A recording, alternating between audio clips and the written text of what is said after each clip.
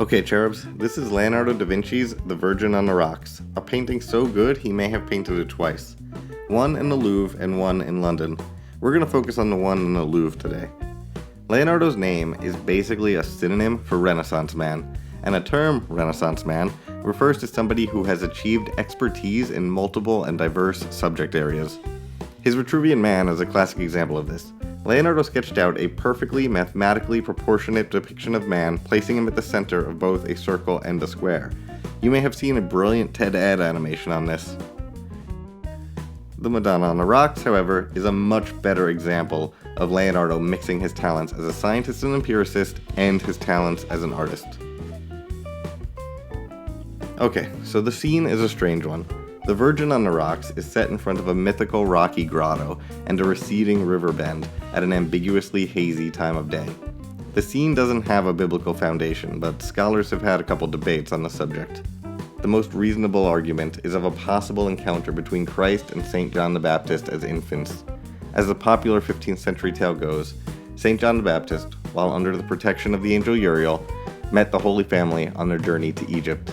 In the foreground of the picture, we see the Christ child bless St. John, while the Virgin Mary maternally provides the Baptist with a loving embrace, and the angel Uriel, in turn, directs the viewer's attention to this auspicious encounter by pointing directly at the scene.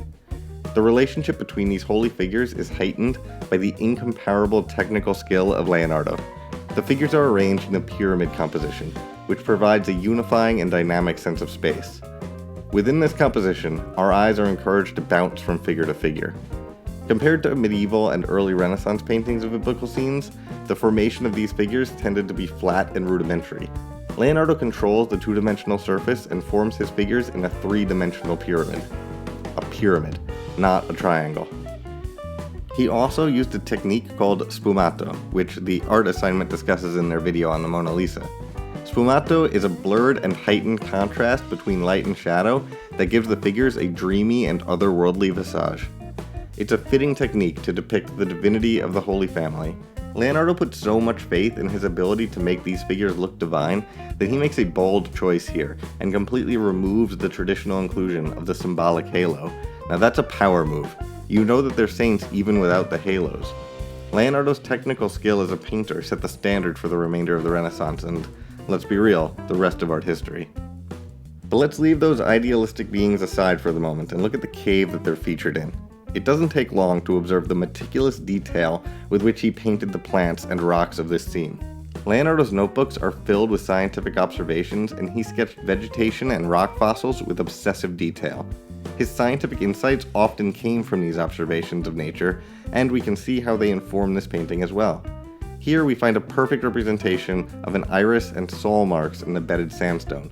In fact, there are people who believe that this fidelity to nature is proof that he didn't paint the landscape elements of the version of the painting located in the National Gallery of London, because the vegetation and the rock structures lack the scientific integrity that Leonardo is known for, and which appear in the version in the Louvre.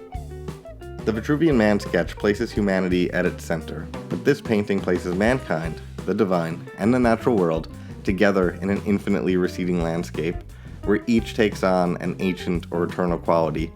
The rock formations show the depth of geological time, and the biblical figures, through the sfumato technique, seem as eternal as the rocks around them, and I think that's pretty cool.